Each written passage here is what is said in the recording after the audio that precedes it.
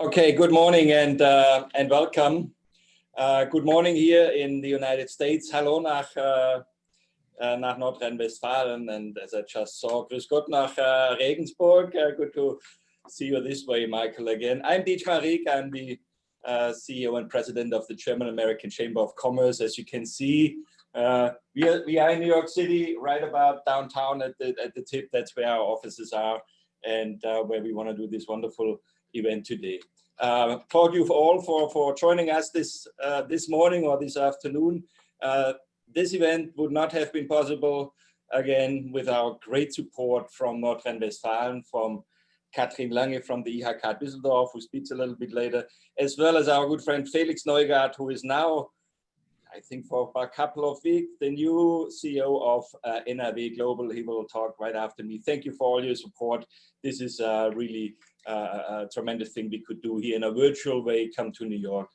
Also, I have to thank my colleagues, Susanne Rehse, who is doing all these background things, which are so important to get something like that done as well. And importantly to Victoria, who put this again together. Wonderful job. We have a wonderful program this morning. New York City has a wonderful day, and we have expert speakers from New York City, whom you will see in a little while and talk. They will be probably introduced by Victoria then. Just two thoughts about New York. Well, the city is more alive than some think, and you know, it's one of the greatest cities in the world, and so much and so close to the United States.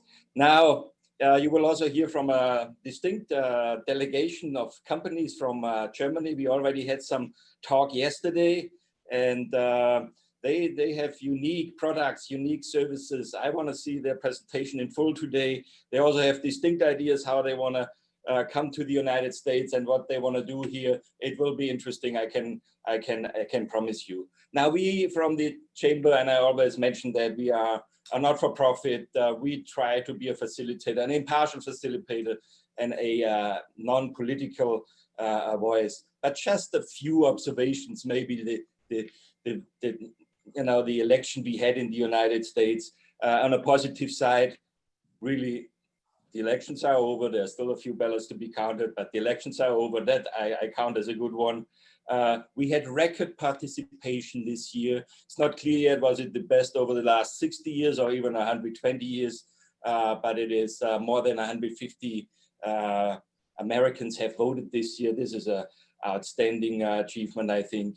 Everything's, not everything, but at least to what we have seen before and what we have seen in the city, very, very calm, very, very very orderly, and all that kind of thing. That's wonderful too. And if you have been on Saturday in New York City, and depending on your point of view or politically, you were guest of a great party too. Now, the last point I would like to make here, and again, non-political, there doesn't seem to be a very clear majority, and I think this is part of politics. You never get everything.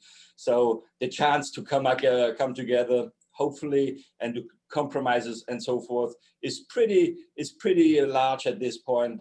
And at least I keep my fingers crossed this is going to happen. But besides the big policy, I want to just share two other little short stories which over the last couple of months. One actually came out yesterday. We spoke yesterday already a little bit, which is so important for us in business and to what we do as an impartial facilitator, bringing businesses together and having commercial relations between the two countries. And that was the story yesterday morning. Pfizer announcing that it has a very, very efficient vaccine, and they have developed that together with a German company, BioNTech, that it's called. It's a smaller company. It seems that they had the initial IP or the initial technology. Basically, the whole story came together. Small company, then looking for a bigger one, being supported by the Strömmanns out of Germany, but having gotten additional capital here at the NASDAQ with a partial IPO, bringing everything together. Obviously, they had very good understanding, cooperation, and so forth. And here we are, that we announced yesterday that there might be a vaccine. I hope it all works out.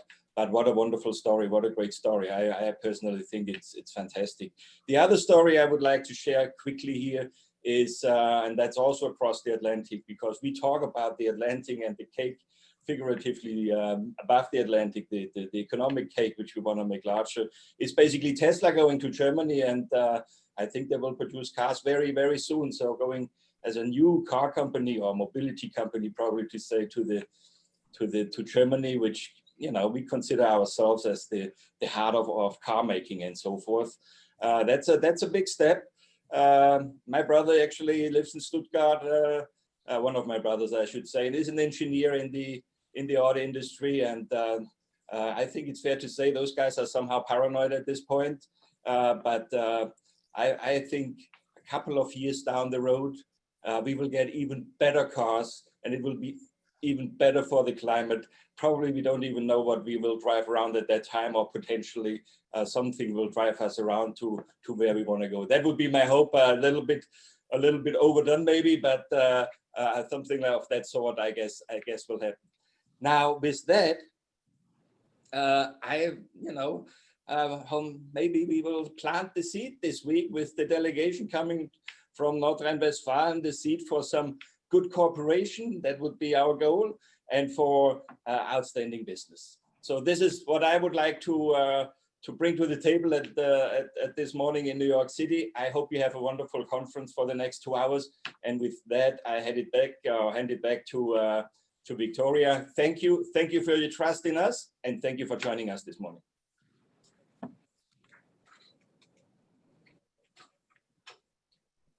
Yeah, thank you, Mr. Rieck, for your warm welcome. And in this regard, I would actually like to hand it over to Felix Neugaard, who will welcome the audience as well from Germany. Hello, Felix.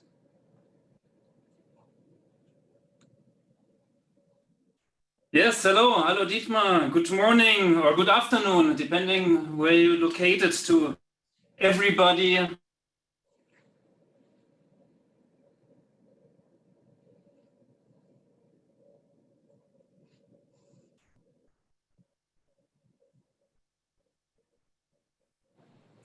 I think we lost you for a second, Felix Neugaard. Can you hear us?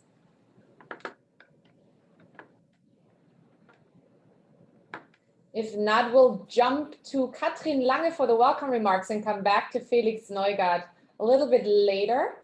Hi, Katrin, nice you're here. Hi, everybody. Dear ladies and gentlemen, on behalf of the Chamber of Commerce and Industry Düsseldorf, I would like to welcome you. So good morning, USA, good morning, good afternoon, Germany. My thanks goes out to our 5 companies from North Rhine-Westphalia going on this endeavor with us together. And they are going on a virtual journey to New York. And most of them already have a broad experience with the United States. Either they worked in the United States or they have already worked for a US company, or they have even a subsidiary in the United States already. They are all eager to experience the latest innovations from the United States, and yeah, they want to do a little trend scouting and seeing what comes, what's the next big thing coming from the US. And of course, they all want to expand their networks. So they pitch for contact and for networks, and I have no doubt that they will be very successful today.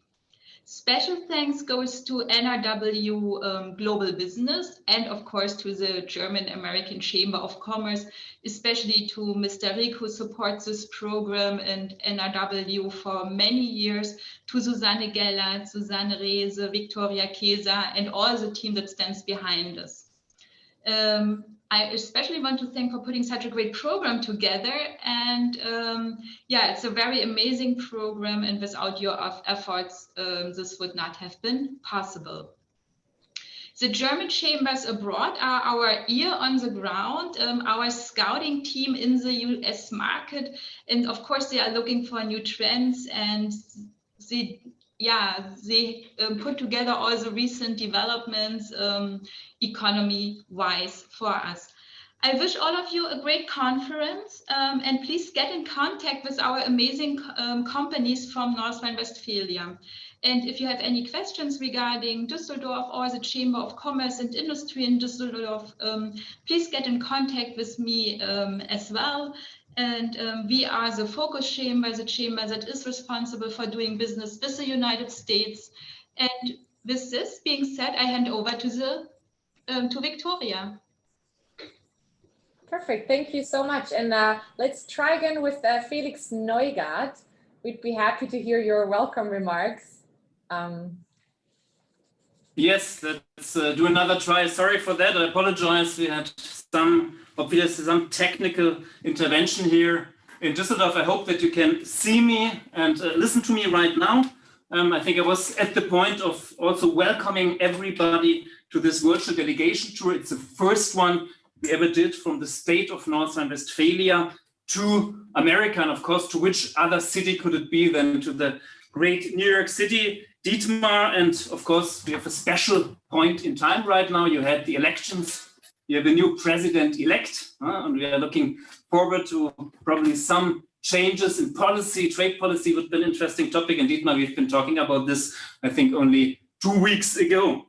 It's also, for me, a special point in time today. It's my first ever public appearance, if you will, my first ever opening speech as the new CEO of NRW Global Business, an association or an agency that was only established 10 days ago as the new trade and investment agency of the state of North Rhine-Westphalia.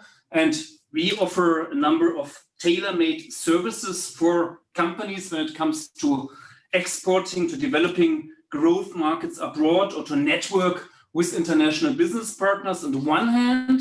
And on the other hand, we support also companies willing to come to North Rhine-Westphalia to invest here and to establish a business here in this wonderful state.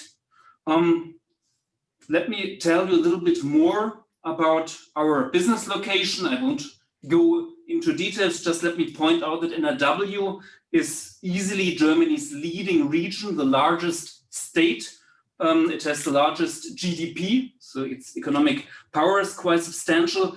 It has a very large industrial and manufacturing sector, also Germany's largest. It is very much focused on IT and software business, so we are very good at innovation and developing new technologies. It's a very important logistics center, not only in Germany, but also on a European basis. So many companies focused on logistics are based here in North Rhine-Westphalia, which is great connections, ports, airports, and highways, railways, everything that you need. And North Rhine-Westphalia is also very much leading in Germany when it comes to research and development. We have a number of universities, a number of institutions for advanced science. So I think a really very attractive package for companies, for business partners willing to do business with Germany. We are also Germany's old industrial heartland, which has many of its global players. 18 of Germany's 50 largest companies are based here in North Rhine-Westphalia, and we have many household names such as Bayer, Deutsche Post, DHL, Evonik, Henkel, or ThyssenKrupp, which have their roots and also the heart of the operations here in North Rhine-Westphalia. And of course, many of them have also business activities, operations, subsidiaries in the United States. And therefore, we have a very close relationship with the US, very dense economic ties. And the trading volume, for example, between North Rhine-Westphalia and the US is no less than 22.5 billion euro in 2019. And we have also very large number of investors from the US here in North Rhine-Westphalia. It's one of the most important source countries for investment here, and a true job motor. Also, more than 1,500 US companies call NRW their home for Germany or for Europe, and they created about 180,000 jobs, including also very well-known names like 3M, Ford, UPS, Amazon, or Microsoft. And these companies, as I said, not only create jobs, but they're also drivers of innovation and are a huge benefit here to our ecosystem, to our economic strength here in North Rhine-Westphalia. Therefore, looking at the New York technology and innovation system, this area which we are going to explore a little bit more in depth in the next couple of hours, is very interesting for our small and medium-sized company, of which we have also a large number here in North Rhine-Westphalia, and the startups, and especially interesting when it comes to digital business models and applications. And therefore, we have organized or co-organized with our partners this virtual tour, and we have brought 5 NRW companies from areas such as engineering, manufacturing, logistics, and IT. And these companies are looking forward to connect with their US counterparts for potential business opportunities, and of course to exchange, to talk about the latest developments in the field of disruptive technologies or innovations. Therefore, we are looking forward, and I'm sure that we will be rewarded to an exciting program right now with a lot of interesting input and many fruitful encounters. I would like to thank again our partners, Dietmar Rieck and the Chamber of New York, of course, Katrin Lange of the Chamber of Düsseldorf, where I was working until 10 days ago. Great to work with you together, and wish us all now a wonderful event. And of course, given all the merits of virtual events, I hope that we will also soon be, and Dietmar mentioned the development of the vaccine, that we soon will be in a position to meet also face to face. So enjoy, and most importantly, stay healthy. Thank you very much. Thank you, Felix, and congratulations to your new assignment. Fantastic. See you soon, hopefully. Yeah. Thank you so much. Looking forward to see you. Perfect. Thank you everyone for your warm welcome. And of course, thank you very much for your support. A quick welcome from my side as well. My name is Victoria Kesa. I've been with the Chamber of Commerce in New York for a little bit over 3 years, and I'm going to be the moderator of today's conference. I am very happy to see a lot of people dialed in from both Germany and the US, which is also a very clear sign that these virtual concepts do work, and I'm very happy to see that a lot of people make use of it. We've all been kind of forced to adapt to those virtual formats in the last few months, and we are very excited at the German-American Chamber of Commerce that we are still able to connect German companies with US companies, even in this format. We do have a great agenda ahead. As it has been mentioned a few times, there are great companies from Germany, startups, as well as established companies that are going to present themselves a little bit later. But at this point, I would like to introduce our keynote speaker, Justin Creamer. He has worked locally, nationally, internationally. He will talk about the resiliency of New York City, as it has been mentioned, one of the greatest cities in the world. I guess his presentation will basically improve your appetite to come here once it's possible again. He's the Senior Vice President of Partnerships, and we're very excited he's here today. Hi, Justin. Hi, Victoria. Thank you for having me. And hello, everybody. Good morning to everybody who is in New York City, and good afternoon to everybody who is in Germany. So give me 1 second while I pull up the presentation and do screen share. And, all right, can everybody see this? Yes, perfect, Justin. Okay, great. So again, thank you for having me this morning. Very excited to be here. Dietmar, Victoria, Susan. It's always a pleasure to work with you guys. You are such wonderful partners here in New York City, and great representatives for all of Germany. And also a special welcome, virtual welcome, of course, to all the businesses who are participating in the delegation today. So just before I start, a quick introduction on myself and the organization that I represent. So again, my name is Justin Creamer, and I am the Senior Vice President of Partnerships for the New York City Economic Development Corporation. We are an arm of the New York City government that's responsible for thinking about where's the world's economy going to be in the next 5, 10, 15, 20, 30 years? And what are the investments we need to be making in our people, our communities, and in our industries to ensure that New York remains the economic hub that it is today, but also doing it in a way that ensures that we're creating more pathways for economic prosperity for all New Yorkers, particularly those who have been left behind historically. So it's, again, a real pleasure to be speaking with you all today. The connections between Germany and New York City are deep and date back many generations. A piece of perhaps useless trivia for you, but interesting nonetheless. In 1855, outside of Berlin and Vienna, New York City actually had the largest population of German residents in any other city in the entire world. And those early German immigrants to New York City had a very outsized impact on the city. No better example, perhaps, than the Brooklyn Bridge that we're looking at here on the screen, which was built by John Roebling, who immigrated to the US, again, from Germany. Those ties between New York City and Germany continue till today. We heard about the exciting vaccine announcement yesterday between a German business and Pfizer, which is headquartered here in New York. And over the past roughly 15 years, German businesses have invested close to $1 billion into New York City. So it's no secret that New York City has been, and really the world has been through a lot over the past 8 months. Here in New York in particular, we have gone from the epicenter of the pandemic in the United States to really a model for other places on how to bend the curve and also how to reopen an economy. And this is largely due to the tremendous effort that New Yorkers, native-borns, and transplants alike have made against where we are today. People like Lamar Freed, who is pictured here.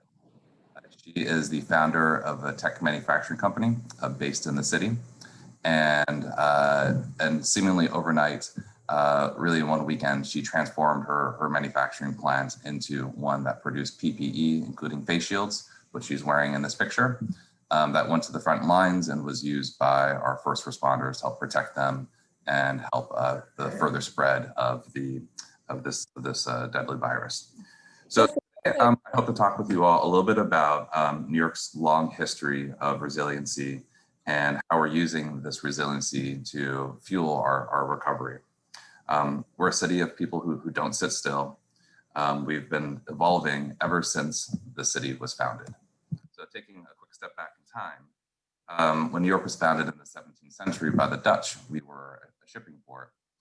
As we grew in national prominence, by 1789, the city was actually the capital of the United States for a short period of time. As the world's economy started to change due to Industrial Revolution, New York City once again evolved and became a manufacturing hub for the United States. In 1922, a lot of people don't realize this, but in 1922, just in the borough of Manhattan. Justin, just a quick interruption. I think your sound level go up and down a little bit. Oh, okay. At times you're a little bit hard to hear. I just want to make sure everyone hears what you're saying. So I don't know if it's something with your microphone, but just be aware. Okay, let me try leaning in a little bit more in case that's part of the issue. But let me know if I go out again. Okay, I will. Thank you. Okay, great. So yeah, in 1922, the borough of Manhattan here in the city had over 22,000 manufacturing plants that employed over 500,000 people. As the world's economy evolved yet again, with manufacturing moving to the suburbs and eventually offshore, the city evolved along with it. And in the early 20th or late 20th century, the city became a hub for now you're definitely going out again. Yeah. Let me try to do this. Okay, let me know if this makes any difference. It's a little quiet. Wonder if I go out of screen share mode. Oh, it's perfect. It just really goes in waves, but right now it's good. Right now it's good. Okay. So yeah, as I say, in the 20th century, we evolved yet again to a city that was defined by the service industries of finance, insurance, to name a few. And today we've evolved yet again, and we are now a hub for technology. New York City is now the second largest tech hub in the world, right after Silicon Valley. So the city not only has evolved over time, it's a city that has endured. We've been tested many, many times before in our history, and we always come back stronger than before. So for example, in the 1970s, the city nearly went broke due to mass exodus to the suburbs. Of course, in 2001, we had the terrible terrorist attacks of 9/11. In 2008, we were hit very hard by the financial crisis, with New York City being the hub for finance. And then more recently, in 2012, the city was hit hard by Hurricane Sandy, which really reminded us that we are a city that is a coastal city that is very vulnerable to climate change. In each of these circumstances, we learned something new, we made changes, and we reinvested ourselves and came out stronger. An example of how we did that, looking back to the 2008 financial crisis, was we realized at that time that we were overinvested in finance and real estate. There was a saying at the time that if Wall Street sneezed, the rest of the city would catch a cold. And so we went out in an ambitious plan on diversifying the city's economy. The first thing that we looked at was making investments in technology to help us become a greater player in that. We did a large assortment of things, from creating co-working spaces, accelerators, workforce programs. We also developed a number of academic institutions in the city to help foster and create a culture of entrepreneurship and tech, including the Cornell Technion campus here, as you can see on your screen, which is a partnership between Cornell and the Technion, which is the MIT of Israel. So as I mentioned before, today, New York City is the second largest tech capital in the world, with over 9,000 startups and over 300,000 people working in tech. Continuing with our diversity strategy, we also made investments in the life sciences. This is an area that we were very strong in already when it came to research, but we were quite poor in taking research and commercializing it into actual products and the jobs that would come from that commercialization process. So we made a $500 million investment into the sector, did workforce development programs, helped incentivize the private sector to open up private wet laboratory spaces for researchers to transition their research into actual companies. And over the past 5 years, we've seen about a 700,000% increase in the number of venture capital funding in our early stage companies. And we also have the largest biotech workforce in the United States. So all this to say is, in fact, during these down moments in New York City is actually the moment that's best to invest in the city. Every single time we've gone down and the naysayers come out, New York City invests itself to rebuild, and it comes out higher than it did previously.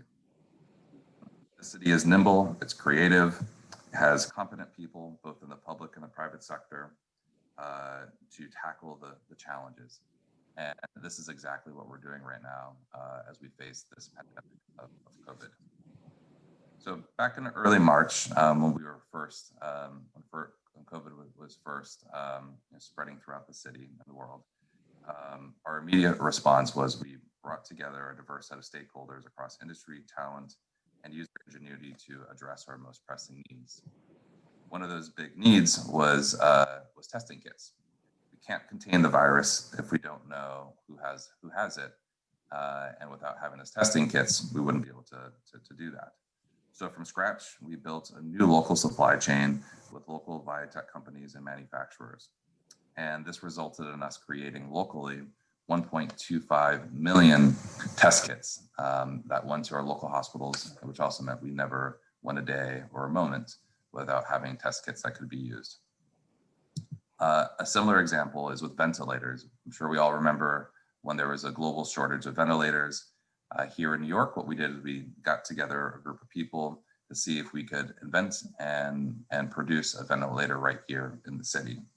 The people we brought together are folks who had never done anything like this before, but in less than a month, the team of researchers, manufacturers, and designers had created a bridge ventilator, and it was a critical part of our recovery process where we were able to allow people who were less critically ill to use these ventilators, opening up capacity for the more traditional ventilators for people who are really in need. And then one more example to share. I love this one because it really shows the spirit of New York, but also shows how different industries come together and work with each other here. So another thing that was in short supply in March and April earlier this year was gowns for doctors and nurses. So Javier Muñez, who is the actor who acts as Hamilton on Broadway, brought together the Broadway community because he realized that the costume designers were people who had a skill that could be applied in creating gowns locally and then be given to our hospitals. So we put together this local manufacturing hub with Broadway designers and costume designers and other companies as well. And we were able to produce 4.2 million gowns that were used all across the city. So moving into the spring and summer, as we were able to get the COVID numbers down, the city started reopening. And arguably one of the most popular things we did was the Open Streets program. If you haven't been to New York City recently, the city has transformed. Frankly, it feels very European when you're walking around. People are outside eating, dining, of course, in a safe, socially distanced way outside. We've had over 10,600 restaurants and other small businesses participate in this program, and it's now being expanded where this is going to be a permanent fixture in New York. Even after the pandemic, businesses will be able to have this outdoor seating like you see here in these photos. Another thing we did was we launched a marketing campaign called All In NYC to really encourage New Yorkers to go back out and, of course, a safe way to shop at restaurants and shop at local businesses to give them support that they needed. So we rang the opening bell of the stock exchange. We lit the New York City skyline, the color of the campaign. We highlighted small businesses like Athena's Tropical Delights to do just this, encourage people to get back out there. So as we continue to open our economy, we are also looking to the future and thinking about what does our long-term recovery efforts look like. COVID has made it abundantly clear that there's a direct connection between public health and the economy. If people aren't healthy and don't have access to healthcare resources, then people can't work, businesses can't be open, etc. So a key pillar of our recovery plan is making sure we continue to combat COVID and have the investments in place to do this. So one of our more recent announcements that we made about a month ago was opening up of the Pandemic Response Lab. This is a dedicated facility on the east side of Manhattan that can process test results within 24 to 48 hours. And it can do about 20,000 tests in a single day. This is critical because as the United States sadly sees more cases increase, the national labs that run these tests are going to have their capacity squeezed.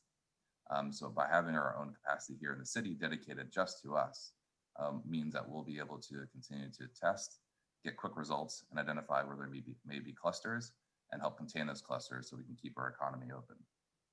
Another thing that we've done is we've recently launched a rapid testing innovation competition, essentially a moonshot challenge where we're asking businesses across the world to send us their ideas on how to create a COVID test that could be administered at home, and the results would be given in minutes versus hours or days. So we've already received a number of intriguing proposals globally, and we're in the process of reviewing those. So this is just the tip of the iceberg. We have a lot more other investments that we're making. Stay tuned. We'll be having a number of announcements in the weeks and months ahead. But today, things are certainly looking a lot better in New York. We still have to remain vigilant, of course, but if New York City were a state, if we were one of the 50 states in the country, we would have tied for the third lowest amount of COVID cases, below Vermont and Maine. If you're not familiar with those two states, those are both very rural areas. The density of New York is great, much more greater than those two places. We've also seen studies come out like the one you see here on the screen that shows that, in fact, more people moved to the New York City area during the pandemic than left, counter to a lot of the things that you may have read in the news or comments that people have made that New York City is a ghost town. And to the idea that the death of the office space is upon us, and that's going to have a big impact on New York City. There's no question office spaces are going to change. But what we have seen thus far is the large players in New York are not shrinking their offices here. They're actually doubling down and investing further. Facebook and Amazon both just signed massive new leases in the city and are going to be hiring thousands of new employees over the coming months. Apple and Microsoft are also making expansions, Google as well. Steiner Studio, which is already the largest television and TV production hub outside of Hollywood in the United States, has announced that they're going to expand in Brooklyn by another 500,000 square feet.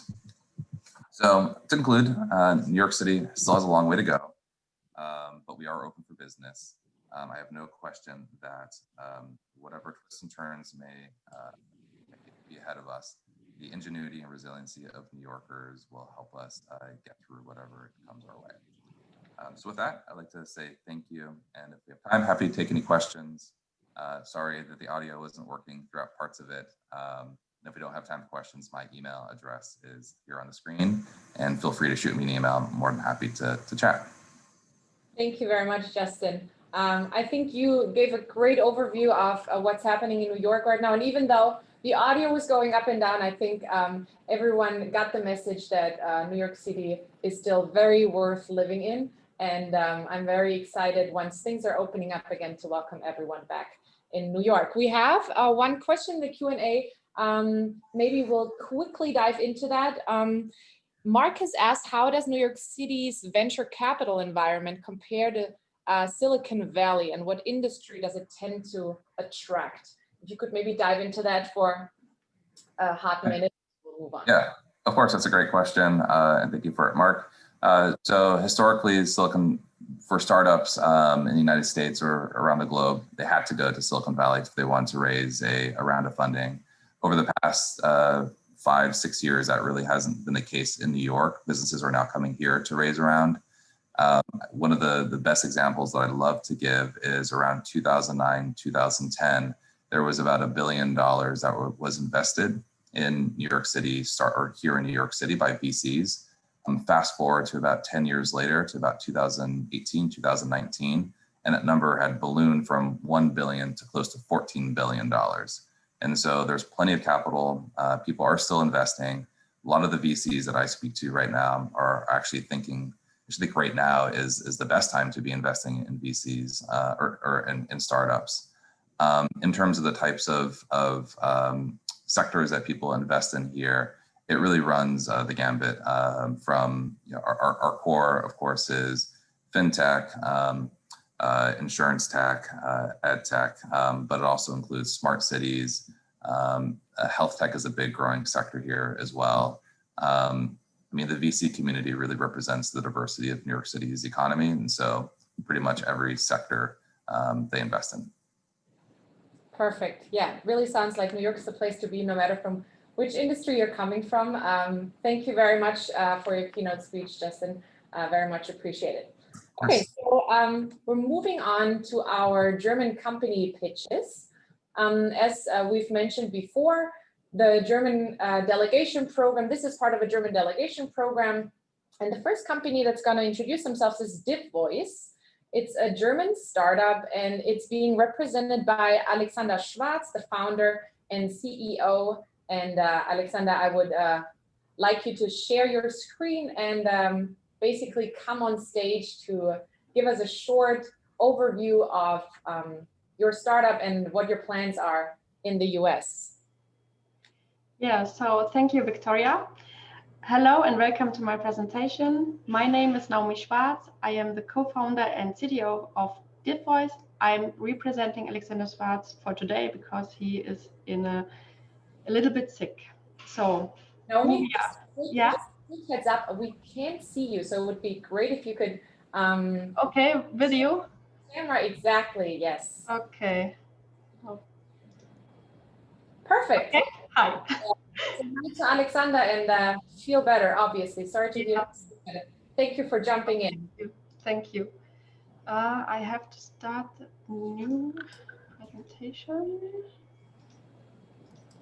Yeah, so welcome. So, right, like I said, I am Naomi Schwarz, CTO and co-founder of Devoice. We are a young startup based in Aachen, nearby the borders of the Netherlands and Belgium. We are right now a team of 12 employees, and we are developing technology for voice assistants. So let's have a look at our services and products, which includes consulting, planning, configuration, and implementation services, application-specific and easily integrated modular hardware. Also, we are offering a dashboard for device management and signal processing algorithms. And last but not least, we are offering an all-in-one system for customers' own projects and ideas. So what do we need to realize voice technology? Therefore, you need 3 types of components, which includes hardware with different types of loudspeakers, numerous microphones, and of course components for signal processing. Also, you need a software system to analyze the audio files and to give a response to the user. And of course, in the back end, to analyze, manage, and optimize your devices. So one of our products is the video hardware, which we are offering as a modular hardware in different versions and sizes.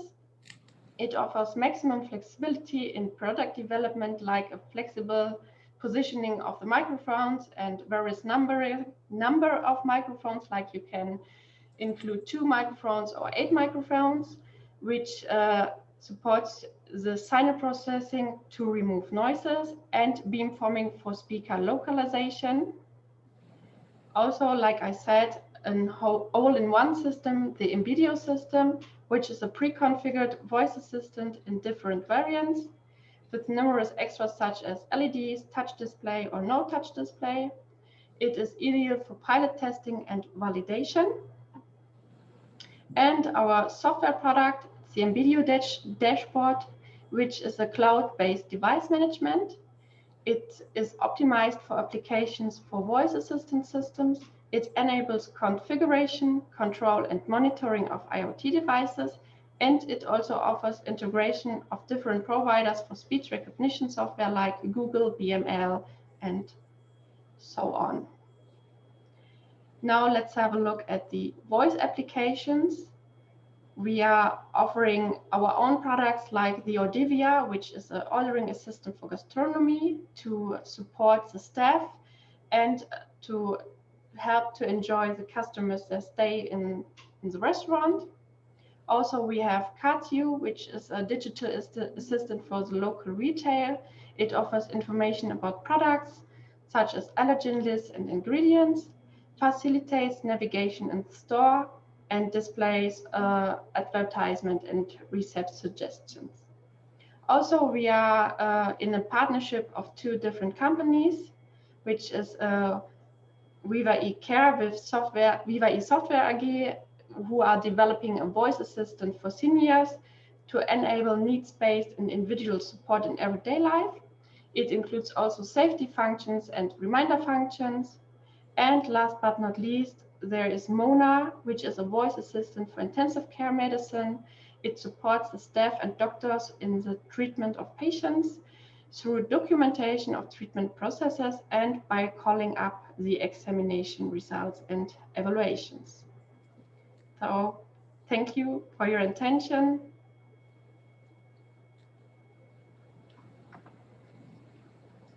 Perfect. Thank you very much, Naomi, for your presentation and for introducing you to our very innovative startup. As the next company, I would like Druckluft Schmitz.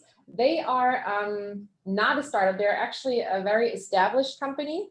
And Marvin Schmitz, one of the CEOs of the company, who I already see here as sitting next to his father, who's the other CEO of the company. Welcome to both of you. The stage is yours. We would like you to share your screen now and introduce us to your multiple compressor systems. We're very excited to hear from you. Yeah, thank you. Thank you very much. And yeah, we are a company in Felbert in the heart of NRW. And we have 15 employers. Yeah, and we start the presentation. Environment. As a supplier for most expensive energy, compressed air, it's our focus on saving energy. Global warming is real, and we have to protect the Earth from it. Opening up new business areas, we supply for compressed air systems and the national market. And our new business line is mobile solution for oxygen and nitrogen plants constructions for the international market. Digitalization, industry 4.0, online plant management, intelligent controllers and sensors.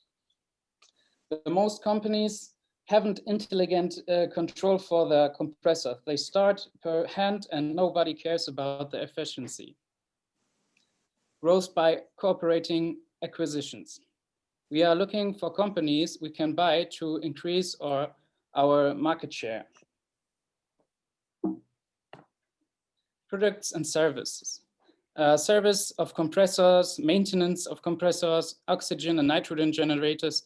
This is what we do in Germany and also in the Middle East, in the Republic of China and the whole European countries. Sale of compressors and nitrogen generators, plant constructions, mobile solution for compressors and oxygen and nitrogen generators. You see in the background the example for our nitrogen containers, also a compressor. This is how the nitrogen generators or oxygen generators function. You have a compressor and you compress the air. The air have to dry and filtered also. You have a produce tank, and a generator, oxygen or nitrogen. There is a small granulate who filters the nitrogen for the oxygen generator or the oxygen for the nitrogen generator. The product tank is to create a buffer. And also you have an opportunity to high pressure the oxygen or nitrogen with a high pressure compressor or for high pressure applications. So we started the plant construction for in 1995 with compressed air constructions or compressed air containers. These are old pictures. This is our nitrogen generators with high pressure. You can go up to 350 bars. This is an oxygen generator.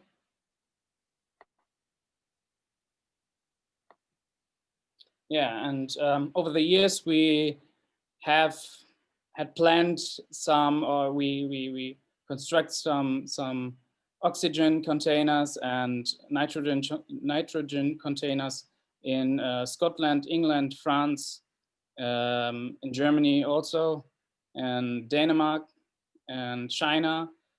And we had two companies as well in the compressed air segment. It's Druckluft Walk in Cologne and Druckluft Schmitz in Dubai since 2013. So, and the applications for oxygen are clinics, oxygen to ventilate the patient, Mining and fracking oxygen is required to mining gold. Aquaculture, fishes grow in oxygen in enriched water significantly better and healthier. Applications for nitrogen. Refineries, general for fire protection, the pharmaceutical industry, for packaging or for rising containers and many other things. Food industry, also for packaging. Yeah, in order to improve the durability in a positive way.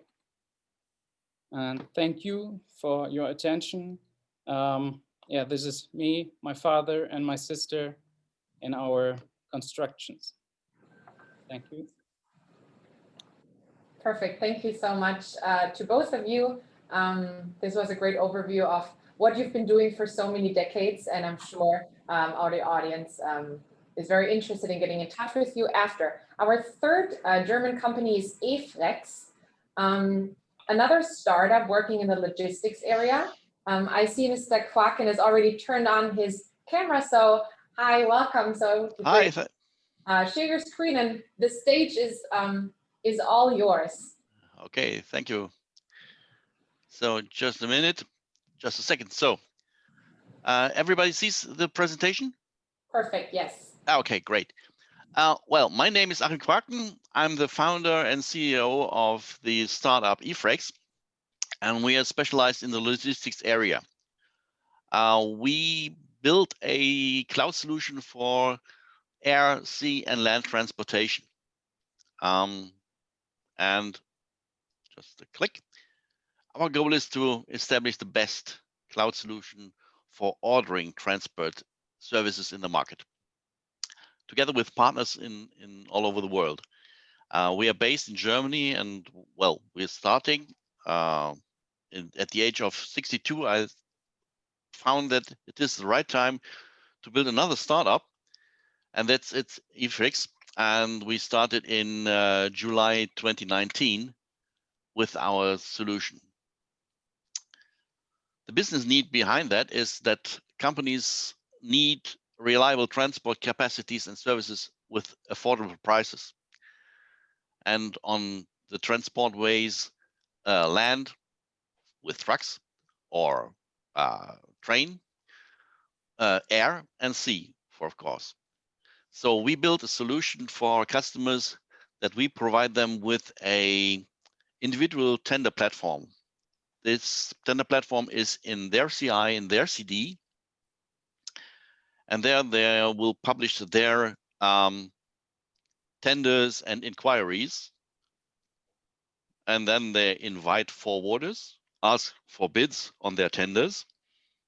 Then there will be a kind of reverse auction, and at the end of the auction, they will select the best forwarder for their needs. That's the mechanic behind eFlex. After the first year, we won several well-known companies that even in the US, we have already a customer. For example, Rockor is a customer based in more the south and the southwest of the US. They make heat exchange equipments, and they're part of the Kelvian group, which is well known all over the world. And also Wieland, one of the manufacturers of copper products and copper alloys, is one of the largest market or one of the greatest companies doing that business. They're also in the US. And of course, Liebherr is well known for their mobile cranes and their cranes. So in this 1 year, we found these companies and several others, and they are doing the tenders for land, sea, and air with eFlex. The benefits for the customers is that they can reduce their transport costs about 22%. We have seen that some of our customers even reduce the costs much more, up to 38%. And if you think that you can reduce every dollar that is spent for transportation can be reduced by 22 cents or 38 cents, that will be a lot. We have several customers that have millions, more than 50 millions of transportation costs a year. And when you think about then 22%, that's a lot. The other plus is that the process costs are minimized within the organization of the customers. The freight departments are relieved and they will get the best freight rates that can be achieved. Well, the reason that we are taking part in this event is that we are looking for franchisees or master franchisees in the US that can do the business with eFracs in their country. I think that Americans know best how to do business in America. So this is the reason that we are looking for partners in the US that are based in the US and they know the business climate, the business behaviors that may be completely different to these that we have in Germany. So that's the reason why we are in this event. And if you're interested in more details, please contact us. As you see, our dates here in the contact address, and we would be glad to give you more details. And perhaps you have or you know someone who would be interested in doing business with eFracs in the US, and we would be glad to get in contact with you. Thank you for. Perfect. Thank you so much, Achim Quaken, for your presentation. And just at this moment, maybe to everyone, in case you have questions, please feel free to address them either in the Q&A or to send them to us via email, and we'll make sure to connect you to the respective German companies after this conference. Our fourth German company that will present itself is Scheid and Bachmann. They are also an established company and have been around for a while. And Jörg Heilingbrunner, the CEO of that company, would like to introduce his company to you. And Jörg, the stage is yours. Well, thank you, Victoria, and good morning, New York. Dear ladies and gentlemen, I'm very pleased and honored to be part of this conference and just talking to you this morning. Yeah, as Victoria said, we are quite some established companies, so we're almost 150 years ago. But apart from that, we are really into innovations, and let's say the company is a mobility solution provider. Currently, we are based in Germany, pretty close to Düsseldorf, but we are present already in 50 countries and also very largely in the US. We have got a subsidiary close to Boston. We have a factory there. So yeah, what's our interest in this journey? Yes, of course, in the mobility sector, there are many changes, many disruptive activities, as we just mentioned, in the car industry, and they're all merging together because people are tending to change their habits. And that's what we are looking for. We are looking for strategic partners to manage these different customer behaviors, and that's why we are here. But before we get started, I'd like to show you a quick video of our company, and I think that's very self-explanatory. So hopefully you can see it and you can hear it. Can you hear it properly? Yes. I think you have to share your screen, Jörg. As far as I can see your presentation. Yeah. Now, okay. Yeah. Perfect. Maybe start the video again or go back.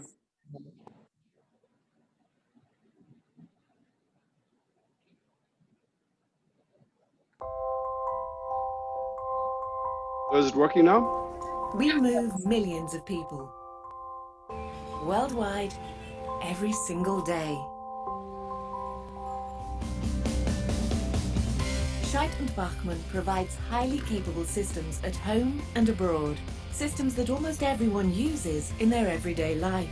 Systems we couldn't imagine living without. The requirements of mobility are constantly growing. Based on our modern system architecture in hardware and in software, we provide access for millions of users to truly intelligent systems, and today we make it all, from barriers to internet portals. We develop those systems, we produce them, we install them, and then we take care of them with our service technicians, worldwide and lifelong. In a world where mobility is a major economic factor, Scheid and Bachmann is one of the most successful manufacturers and market-leading providers of integrated system solutions. The family business has now expanded into an international enterprise.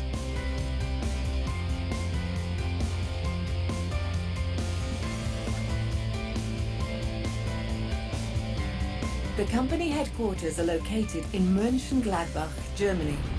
In addition to that, there are production sites in Slovakia and the USA. Scheid and Bachmann is represented worldwide with over 25 subsidiaries and a comprehensive service network. Scheid and Bachmann's systems are used in more than 50 countries across the globe. Parking systems for cities or airports, regional management systems for fare collection, European gas station networks, train control systems for entire countries. They rely upon our performance. This makes us feel happy and feel proud.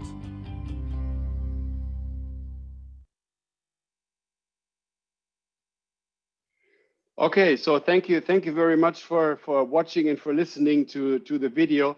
And I think it really gives you a good impression of what we are doing. And our services, they're end to end. So we are just dealing with software development, we are producing the hardware, and we are just providing our services, whether it's hosting, whether it's the field service technician. So we really look after the entire services. And we have been installing these innovative solutions at more than 100,000 sites. So starting with parking, as you did see, ticket vending, at petrol sites, and also with signaling technology.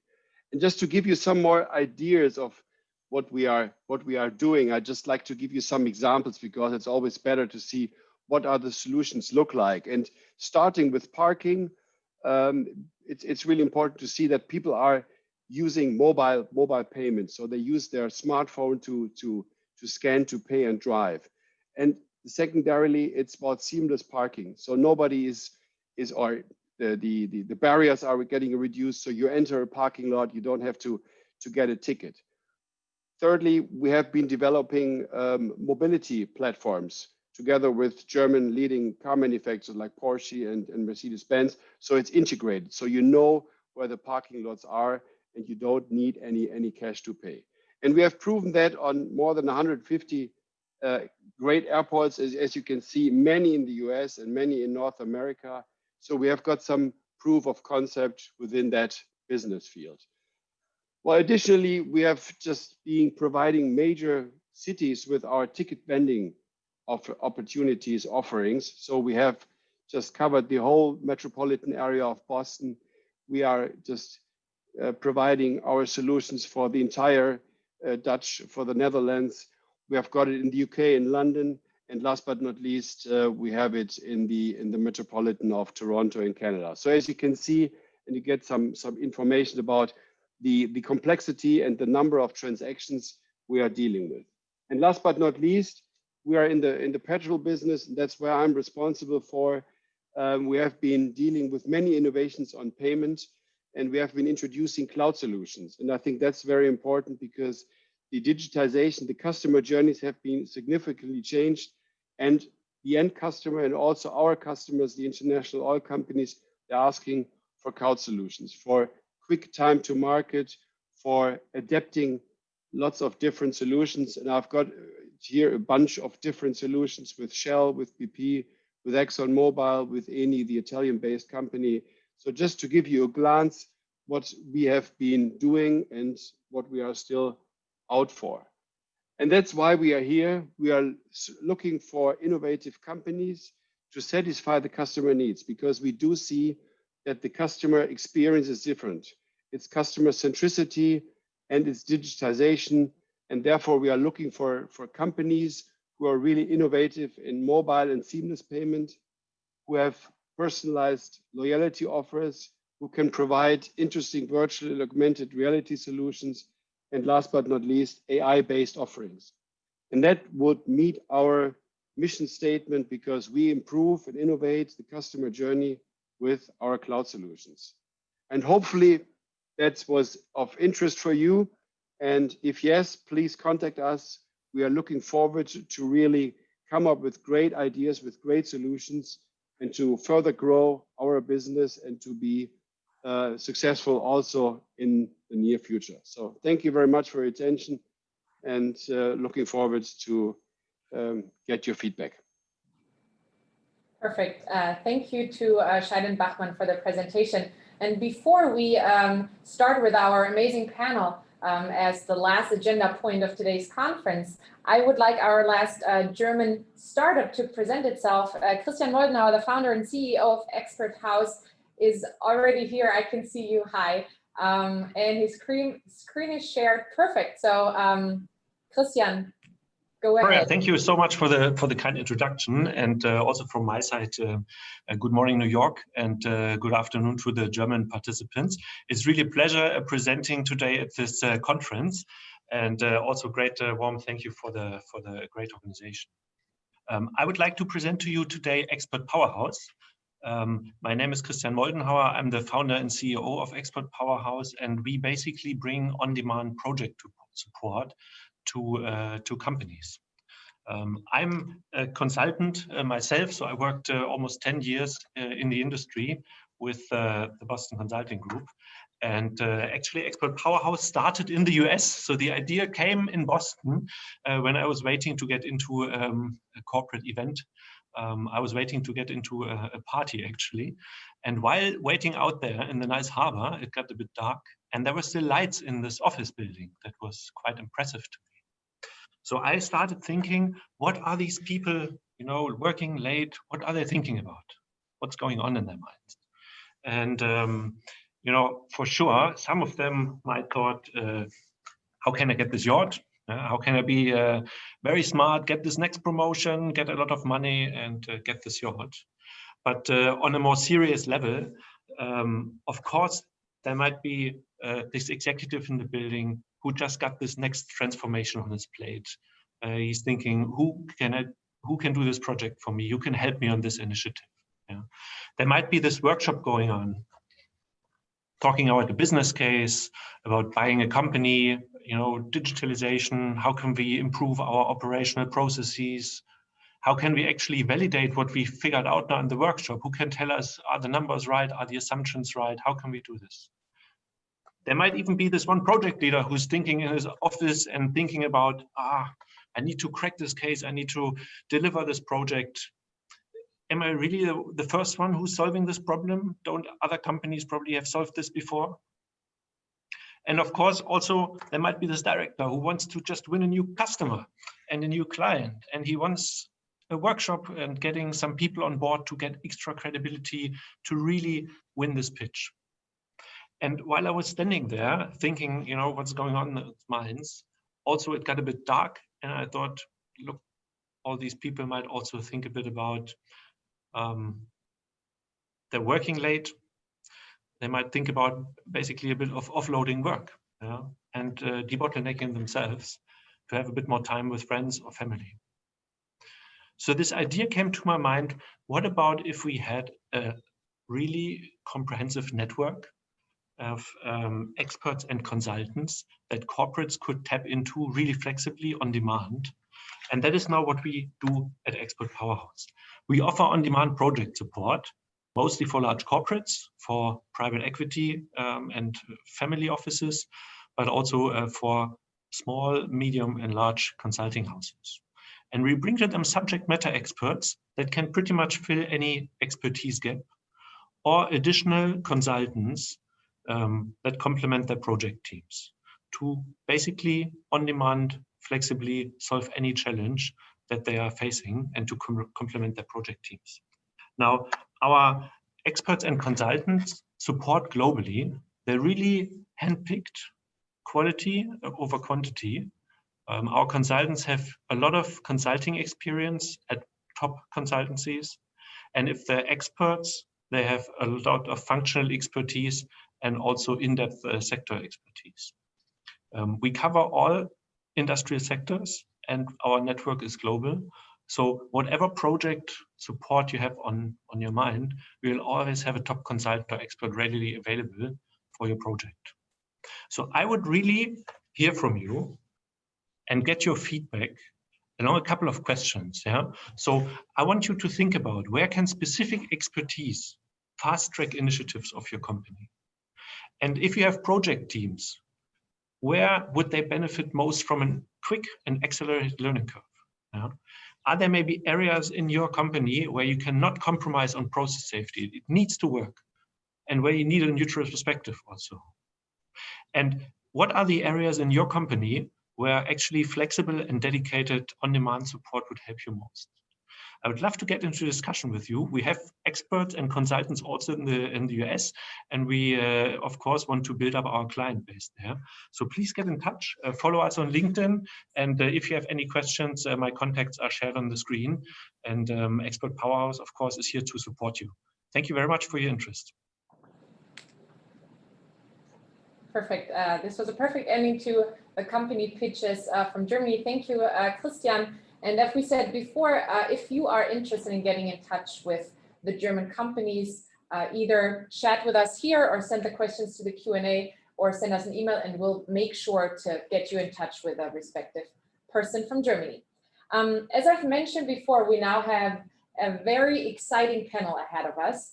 And I am very happy to introduce our moderator, Simon Sylvester. He is the founder and executive director of SIFLab, but he actually also has a lot of other jobs. He's the director of the GRID, a New York City Urban Tech Collective. He's teaching at the NYU Center for Global Affairs. And he will be joined for this panel diving deep into tech and innovation in New York by three wonderful panelists. First of all, Tej Bhatia from Google, Josh Cohen from Giant Innovation, and also Michaela Crater from New York City Small Business Services. So at this point, I would like you to all turn on your cameras, unmute yourselves, and I'm very excited for the next 50 minutes or so to hear from the expert from New York City about tech and innovation. Thanks for being here. Thank you, Victoria, and thanks for the German American Chamber of Commerce for putting this great event on today. I had the privilege to listen to a couple of the startups, and they sounded great. And I've had the privilege to speak, fortunately, in person to some groups in the past and on a number of panels. And it seems like there are always a lot of great innovations coming out of Germany. And I think what you'll hear from our panelists today is that New York tends to be kind of a bridge to a broader market and is just a great ecosystem to be part of. So I'm just going to go really quickly and just kick it off. Let's start with you, Michaela. You're at Small Business Services. Do you want to talk a little bit about your role there and it's the organization's relationship with the New York tech ecosystem? Sure. Thanks, Simon, and thanks the German Chamber for having me. It's a great honor to be part of this group again. So much has changed since I last engaged with you all back earlier this year. As introduced, Michaela Crater, I'm with the City of New York. I work with a small business services agency. I run their industry partnership for the Industrial and Manufacturing Innovation Council, which essentially is a membership-based effort by the City of New York to engage the private sector to understand some of the larger challenges they face in their operations and their growth desires. Essentially, I've come to this work after spending some time with the city's Economic Development Corporation, launching programs like FutureWorks, the city's advanced manufacturing effort. And essentially, through both worlds of working within the EDC as well as working with SBS, essentially the city has recognized that we don't always get it right, and that there's need to work with partners to really think about some of the gaps that in government we are not always nimble or agile enough to overcome. And so the work of the industry partnership, which we fondly call as MAKE, as well as some of the work that EDC continues to do, and then my partners at SBS, we work with, sort of bridging the gaps and try to think not only of the current state of the existing companies and the landscape here, but also further afield. And that's where there is a lot of connection to the tech sector. I have a colleague who actually runs more focused on the talent side of the technology sector. And so what's great about our work is that we can learn from each other, and we've created bridges with some of the projects we've been working on. One small highlight right now is we're working with we have a tech committee as part of MAKE, the industry partnership at SBS. And as part of that effort, we're working with our businesses to understand some of their pain points when it comes to operational efficiency, and trying to come up with some solutions there to help them, kind of come to their own, if you will, of how to pick and choose the best and most viable options. A lot of these companies are on the smaller side in New York City when it comes to industrial or manufacturing business practice operations. About 70% of our companies are under 15 employees. So they're really, really small. And so, as you might imagine, anyone in this startup space, you have to do a little bit of everything.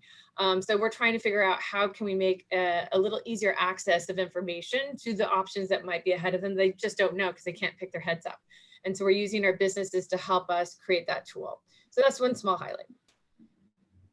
Thank you so much. And I'm going to come back to you on some of the resources and programs that are available for companies in New York. But you kind of brought up this point of how our ecosystem's rapidly changing. And I think one of the parts of the ecosystem that has rapidly changed and grows over the last decade has actually been the presence of Google. So Tej, I want to pass it over to you to talk a little bit about not just your role at Google, but kind of Google's role in this overall ecosystem. Yeah, thank you, Simon. Thank you, Victoria. Thanks everyone for having me. My name is Tej. I'm joining you from Google, actually from my apartment, because we're all at home right now. But my role right now at Google for the last 6 months or so since the pandemic hit, I work in the office of the CIO, the Chief Information Officer, and I am creating our external executive point of view and thought leadership around corona response, work from home, and the future of the workplace. And the way I got into this role will actually, answer your question, Simon, pretty directly. My background is not in big tech. I did get my start at ESPN here in New York, which is owned by Disney. So I did start out in corporate, but I was a startup founder for 10 years. I started 3 companies, all 3 in New York. All 3 were investor backed, and saw the ecosystem from the late 90s to now go through multiple transitions. And to your point, the growth of Google's presence in the startup ecosystem and other large corporates here in New York is a big difference in this last cycle and what I believe will be the next cycle compared to the previous 2 or 3 cycles we've seen. After being a startup founder, I joined Citi Ventures, Citibank's venture capital arm, as an entrepreneur in residence. And that was also very interesting to me that an old legacy company like a financial institution like Citibank, also very rooted in New York, would hire a bunch of former entrepreneurs, and you're going to meet Josh after. That's where we met, and they hired a dozen of us or more in this program to help coach Citi employees and Citibank in general behave more like startups. And that was my first taste of, I don't really have to reposition myself. I can still be a founder and work at these large corporations, and they actually value that experience. And around that time, maybe 3 years ago, Google reached out to me for a new role they were creating called Startup Ecosystem Manager. And it was designed to literally be an ambassador for Google out to the startup community and an advocate for startups inside Google. And what that signaled to me and to what I believe the ecosystem at large, founders and investors, is as Google is, doubling and tripling down in New York in terms of hiring more talent, growing its footprint and its presence, it's also supporting startups very closely through funding, credits, mentorship, access to product pipeline. And the fact that they hired someone like me and many other folks like me is just a testament to what the startup ecosystem means to Google and what Google hopes to do in terms of adding value to the startup ecosystem. Fantastic. And our last panelist is Josh, who works at, and I think is one of the founders of Giant Innovations, as well as leads a lot of their efforts in Europe. And what I love about, and the German Chamber did such a fantastic job about this with putting together this panel, because not only are you going to hear perspectives from people from different types of organizations, but also from folks that are working with different types of organizations or might have customers with different types of organizations. So Josh, maybe talk a little bit about your role between the US and Europe, and the type of groups you work with. Sure, no problem. Good morning and good afternoon, everyone in Germany. Thank you, Simon. Thank you, Victoria. Thank you, German American Chamber of Commerce. Great to be here. So I'm a former entrepreneur like Tej. I started a company here, a couple of companies here in New York. I started one in Germany, actually in Darmstadt of all places, which was subsequently sold in 2013 or 14. And what I've been focusing on is answering this question of how do you get large corporates to be more innovative? How do you get, a lot of people say startups are everything, and startups are amazing. Not to put down startups, they're incredible. I was a founder, Tej was a founder, so we're quite well versed with them. But large corporates also have their role in the tech ecosystem and in the business ecosystem in general. So the question we answer by working with large corporations is, how do you become more nimble? How do you become more creative? How do you become more agile, right? So the organization can move forward and offer better products, better services, et cetera. So then the question, which is kind of goes to going back to New York, is, well, you know, why do you need to be in New York, right? Why don't you go to, pick your city, Chicago, why don't you go to Cleveland, why don't you go to New Orleans? Doesn't really matter. And from our point of view, New York is essentially like this soup, right? With all this talent, all these ideas, all these creative people. You have the music industry, you have the artists here, you have finance, you have real estate, you have all these different people coming together, an open culture, which essentially is something that we can absorb. And if you think about the nature of innovation, the nature of innovation is such that, you know, different ideas coming together produces new ideas. I mean, it's one of those Steve Jobs quotes, you know, creativity or innovation is all about connecting things. So for us, you know, the big thing is that we are here, we're in this ecosystem where we are constantly stimulated, we're constantly learning from the best, we're constantly coming across the best. And that's why New York is so important to us. Does that answer your question, Simon? Yeah, and really quickly before we move on to the next question, and I might stay with you because we're gonna keep flowing with that. But feel free to put in questions into the Q&A, and we'll try and address them before we finish. But Josh, let's stick with that. Like I you know, we were all chatting yesterday, and I really feel like you know, New York is often like a rom-com or a good romantic story, which is like people fall in love with it in very different ways. And I think hearing from all of you, your stories, I think we all fell in love with the New York tech ecosystem in different ways. And those stories really kind of reflect some of the really beautiful things that come out of the ecosystem. So what's your like New York tech love story? My New York tech love story, something had happened. I mean, you know, just, I'll tell you when my New York, when my New York tech love story becomes more apparent when I leave New York. And when I go to places and I'm working in places like Germany or Europe, and, you know, they're talking about their startup scene or they're talking about their innovation scene, and you just realize that the concentration of events, of people, of everything here is just on such an enormous scale that you just have this feeling of pride about New York and what it brings to the ecosystem and what it brings to the world. I mean, that's my romance story. But Michaela, same question. Well, you know, I sort of are more in the, and by no means a player or well-known entity in the hardware space, but my tech story is really more a hardware tech story. And for me, it begins actually when I worked in the South Bronx, and I had an opportunity to collaborate with MIT and got one of their fab labs. One of when it was in basically a NASCAR trailer, and I drove it down from Boston with my dad and parked it in an empty lot in one of the nonprofits in the Bronx. And we, you know, I by no means am an engineer, but I know few, and we found a way to connect the engineering community of hackers who had their own places, who were willing to volunteer their time and develop curriculum for students in the South Bronx and mentor them.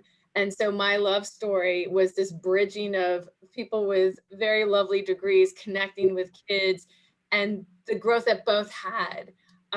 So similar to Josh, when I leave New York, I love it more, but like there's gems like that from me that impressed me on how, as much as we come from different places with different experiences, there's certain commonalities that when you mix it together, it's so special, and you can't really get that in many places. So that was one of that's mine. So not that panels are competitions, but she's winning right now. I just want you guys to know.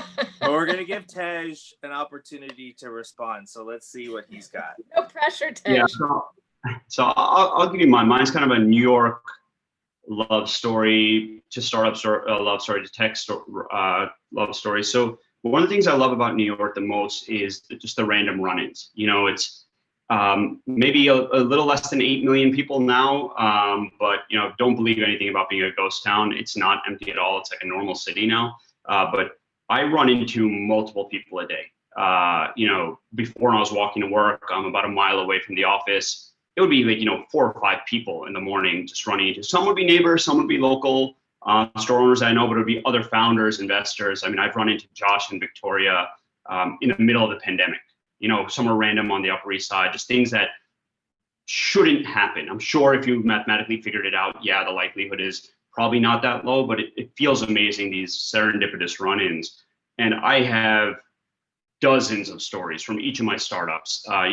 Startups about to fail, we're about to miss payroll. I'm walking down the street, I look like garbage. Someone says, "Hey, Tej, you look like garbage." I'm like, "Who said that?" And turns out, they know an investor that funds the next round. It's crazy. Those stories happen all the time. But kind of the biggest culmination of that is I mentioned this role at Citi Ventures at Citibank that Josh and I worked at. And when we started the same week, there was a dozen of us, between New York, London, Singapore, Silicon Valley. And there would be days we'd be sitting around, and they hired us, very diverse. I didn't have any finance background. Everyone had multiple startup experiences, and we'd sit around telling war stories or reminiscing about the startup life. And it was just pretty amazing, that juxtaposition of being inside Citibank, a company that, is hundreds of years old, hundreds of thousands of people, and these 12 entrepreneurs, founders, they call us coaches inside Citibank, just sharing these stories, and us being heroes, us being rock stars in there. And it's one of those moments in time, we've discussed this, a few of us, they only happen, once or twice a decade. And we're currently in one of those moments right now, in my opinion. Simon, can I add something to Tej's story? Please. And Tej, to even go further on the whole story about Citibank, is when you think about the culture of New York and you think about like what it means to be a part of it, this Citibank group remains, some of my closest friends in the city right now. And I think Tej will back that up. We're all constantly in touch with each other, and we're constantly supporting each other, constantly giving each other ideas. I'm looking for this person, I need a suggestion on that. And so it's just, it becomes a fabric of who you are and enables you to be better at what you do. And not to plug Citi Ventures too much, but they've actually sponsored and funded a lot of our work and work in the urban innovation space. But Tej, I want to stick with you for a second. You said you had this past of a startup founder and then played this role at Google working with startup founders. What types of resources, or what are those relationships look like between the corporations and the historical Fortune 500s we have in New York and the startups? Yeah, so I will speak more from Google's perspective, and I would say it's somewhat similar to big tech in New York. I don't want to necessarily speak for all of the Fortune 500 that are here, because every company has a different program, and Josh would know better than I do, but I'm sure they all have some sort of startup or innovation program. One advice I give to any founders on the call that are looking to come to New York. There is so much corporate support right now for your startup and your startup ecosystem. You really shouldn't be paying for anything. I mean, that you can get from a corporate. So on a simple level, I joined Google in Google Cloud, and every startup was eligible to up to $100,000 in Google Cloud credits. You get the same thing from the other cloud providers. And unfortunately, a lot of people don't know about it, but this is, again, that's real money if you're going to be spending it with the cloud providers. It's a little different now with the pandemic and kind of the shelter in place, but a year ago, if you were hosting an event, you wanted to do a meetup, just talk about any other topic, you could find beautiful office space, someone to cater that food, provide liquor for a bunch of founders to get together. This would be, large, but obviously Google, as an example, we hosted many events at our office. Citibank and Long Island City has as well. A lot of the law firms do it. And then now specifically within Google, you've got the credits from Google Cloud. We also have within Alphabet 6 or 7 different venture arms. So everyone knows about GV, formerly known as Google Ventures, but there's a handful of seed funds and later stage funds as well. So there's a lot of corporate venture. So Josh and I were part of City Ventures. We were creating an internal accelerator program, but City Ventures is also a very active corporate VC in New York. There's also Samsung Ventures, GV is another big one, Capital One. So there is a lot of corporate support financially from an investment standpoint, from a sponsorship standpoint, and credits and deferred payment type standpoint for services. Great. And Michaela, I'm going to come to you in a second, but while we're still in the corporate vibe, Josh, maybe kind of talk a little bit about, from the perspective of a corporate or maybe some of your clients, what they're looking for from the innovation space, and whether they're getting that from the community and the kind of ecosystem at large, or from startups, and what that dynamic looks like.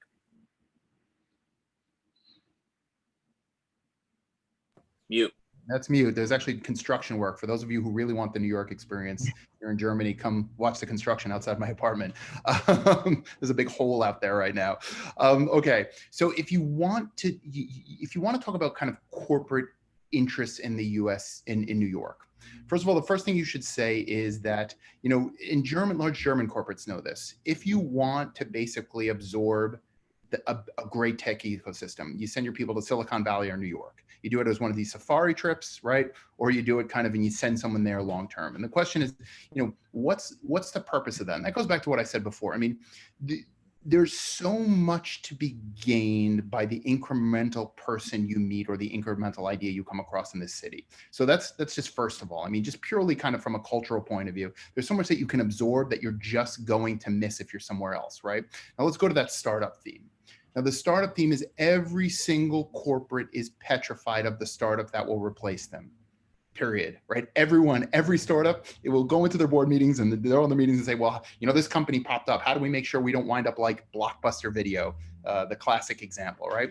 So every single corporate is in the process of investigating startups in this city, period. And there is so much to be gleaned. There are so many events. Just as Tej was saying, pick your event. Pick your industry, pick your night of the week prior to the pandemic, of course, and it's there. So the corporate interest is essentially, I would say, in absorbing, in learning, in making sure, really from almost a paranoid point of view, they're not falling behind, because this city is just filled with opportunities, and it's filled with the startup and dominant companies of the future. Fantastic. And I think sometimes, especially when we talk about startups, or small businesses, we think directly into software. However, I think there's a large hardware ecosystem out there too. And Michaela, I'd love, and we saw some of the startups presenting before. They weren't just software startups, they were hardware infrastructure based startups. So Michaela, maybe you can talk a little bit about some of the programs you've worked with in the past, and even, from your experiences at the EDC, the lens with which, our ecosystem is incredibly welcoming to companies from abroad to participate. Sure. So, I mean, part of I think the challenge in a city like New York is that it's a bit overwhelming, because there is so many different resources and so many different groups, and there's so many different niches that, whether you're a startup or a company looking to get connected to these resources, is like, where do you begin? And typically, the biggest important element, and I think any entrepreneur and founder knows this, which is your network and connecting to people and asking questions and not being afraid to be a little vulnerable in terms of I'm going through this problem. Have you had a similar experience? What did you do? Is there a resource for that? So I share that because too often when I've worked for this city, I've come across companies that by the time they get to us and learn about some of our programs, they're like, wow, I wish I knew this 10 months ago. You would have saved me so much money. So, you know, my main encouragement to any company looking to come to New York or get established in New York or going through a growth phase in New York is to connect to peers or talk to some of your mentors or people that you trust and find out if if there's a group or organization. Because there's a lot of different ways to get to the root of the programming. It just might be through, a circuitous way, but you'll get to probably the same location. So at SBS, we have a lot of basic programs for businesses, both from, how to approach your marketing plan, financing resources, connections to loan providers, more traditional business support. We also have support for training programs for companies who are growing through growth and they want to upskill their existing talent. So we have dollars that actually offset training costs. And then we also have programs that, basically if you're an MWBE, we'll certify you, get you in front of procurement opportunities with the city government contracts. And we have a whole team devoted to making that easier for companies. And, then on the other side, being engaged with our business council helps you sort of focus us at the city level. What are the big pain points? And right now, like I said in my introduction, we're working on one of those areas with our business members. On the work I used to do at EDC, so, SBS is a more traditional city agency. If you will, we have a little more guardrails on how we approach the work. With EDC. It is working for it is connected to the city of New York. In many ways, it seems all in the same family, but it's legally a little more nimble and agile. And so with that respect, when I worked at EDC, we tend to work with external teams differently. And your work, Simon, is probably a testament to that. Oftentimes at EDC, we see a challenge, an opportunity in the ecosystem, and then we work with experts and hire them to design the programs and the solutions that we're not, the city level, the experts for.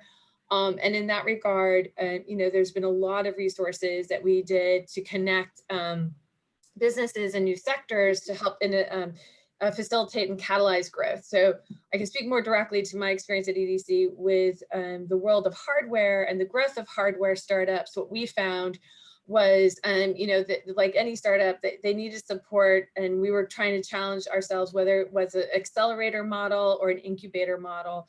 And what, we worked with the community to figure out what that ecosystem needed and developed a multi-pronged strategy, both from physical space and created and invested in space in the Brooklyn Army Terminal, which is a city asset, built out equipment, found somebody to run it, to also supporting some of our research in universities and museums that actually had some equipment, but no one knew about it. So part of, the fun at working within government, at times you have a high enough perch to see how to connect the dots. And hopefully the politics align where you can actually do that. And that's some of the work I was able to do before I left EDC. So EDC has done this both from, in other cases with more of the traditional tech side. There's the whole big apps competition we ran for many years under Bloomberg, which was really a great way to elevate the tech scene and highlight new apps. Give some resources to those groups and really put them on a perch and leverage the city's data. So, there are times where we can't give direct funds, but, the access to information and city problems and the ability to scale, and this goes back to some of the talking points about why New York now still, given everything being different, the amount of data and the amount of information and just the mass size of a city and the unique elements within each group. So whether you have a solution that really is just for the culture community, there's a sizable culture community. Whether it's a unique support solution for the food scene, there's a sizable food scene despite everything going on. So the fun part of New York is there's just a breadth of problems with so many different areas of challenge that you really have a sort of a wonderful landscape to do some fun work in. It's just a matter of like getting those right connections and seeing where the ecosystem in terms of solutions or programs or relationships might be. So fantastic. No, that you nailed it. And again, I encourage folks to write questions in the Q&A because we'll get there shortly. Josh, you mentioned this great term, safari, and so today we're on a virtual safari, clearly. And Tej, we were talking a little bit in preparation for this about the impact of COVID, and of course, like there's been all this negative media about New York being dead, which I think we clearly saw wasn't true after the election. But in the context of business and startups, if I'm German, why would I trade my Weisswurst for a New York hot dog and come set up shop or start to work in New York? That's for Tej.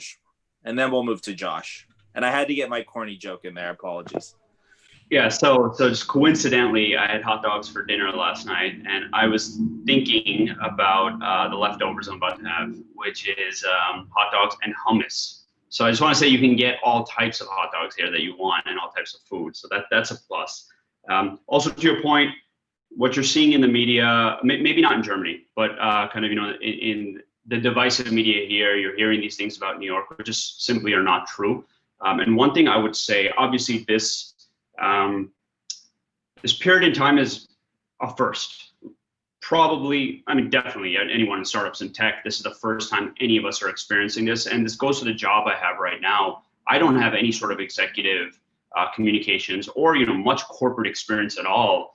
But what I do have is a lot of New York experience and a lot of storytelling experience. And the fact that everyone in the world is experiencing this pandemic in their own way or work from home for the first time is a really big opportunity.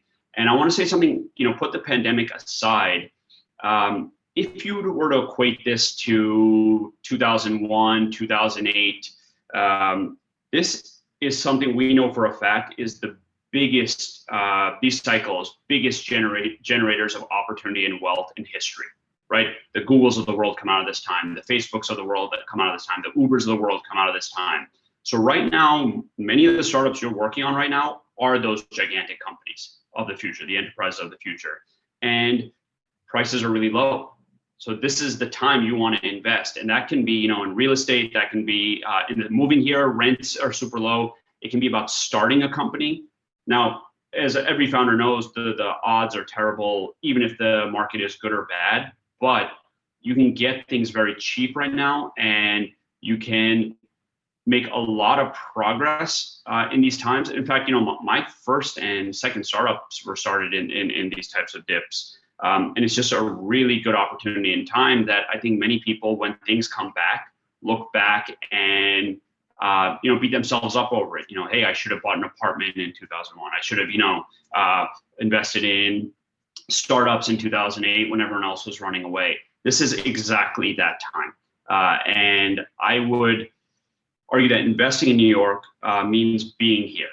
Means being part of that rebuilding. It creates such a strong energy and value that you get being part of it.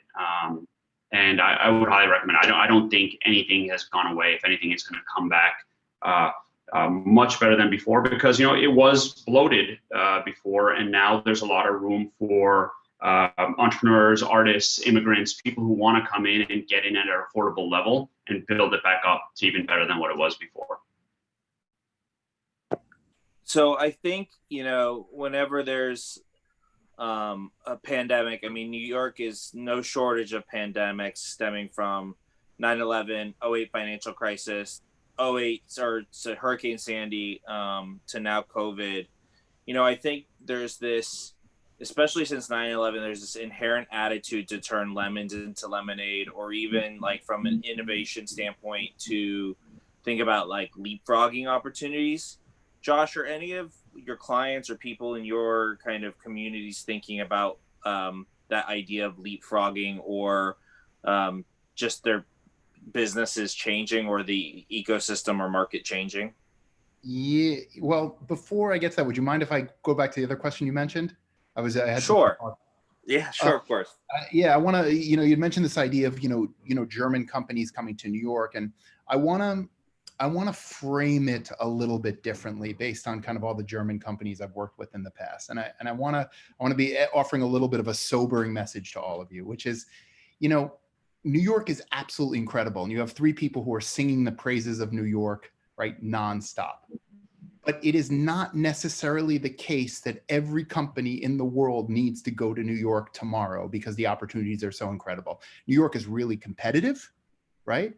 New York is, New York was, the fundraising environment was tough. You might be able to get funded for a company in Germany that you would never get funded for in New York. I used to do a lot of work with the German accelerator, and all these early stage companies were thinking, I want to come to New York, I want to get funded in New York. And my thinking was always, hey, take a breath, go back to Germany, figure out what you're doing, figure out your product, get that product market fit, and then consider coming over here. Now, that doesn't apply in every scenario. Maybe some ideas need to come here, absolutely. But the point I'm trying to get at is, New York and Germany are let's say New York and Germany instead of the US. Let's say New York and Germany are very different, if you can generalize about Germany. Different strengths, different weaknesses, neither is better than the other. And what companies and what startups have to do is take a hard look and ask themselves that question, like, what am I trying to accomplish? And where am I best suited to do that? Because I don't think the answer in every case is going to be, we got to go to New York immediately. New York, it's great. I want to have an office in Times Square, which, by the way, no one would ever want because New Yorkers hate Times Square. But that's another issue, right? And I see Ted laughing because I know he's not that far. But I think that's something to kind of have in the back of your head, if I could throw that in. Do you want me to answer the second one, or do you want to go to somebody else? Only if you'd like to. And the second question was, again, what the corporates... Or just say, yeah, I mean... corporates have such a big presence on not just New York, but moving the market in general. Are you feeling that people are trying to, turn lemons into lemonade or leapfrog and think about innovation differently? Totally. So I think what you saw last year, as you saw before any big bust, is a lot of money being spent without and necessarily looking at the clear ROI on that.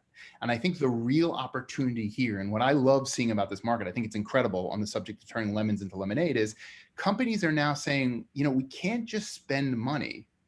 We need to spend money and make sure there's a reason and make sure we get value from spending that money. So this is just in general, relates less to New York, but I think the huge opportunity in this economic, software, productivity software, as Tej was mentioning, that tends to get implemented during down cycles, right? That's when these companies have their big booms. So the point is, I think large corporates right now just see an incredible opportunity and are realizing, like, hey, wait a minute, we can control our funding, and there's a lot of opportunities out there for us.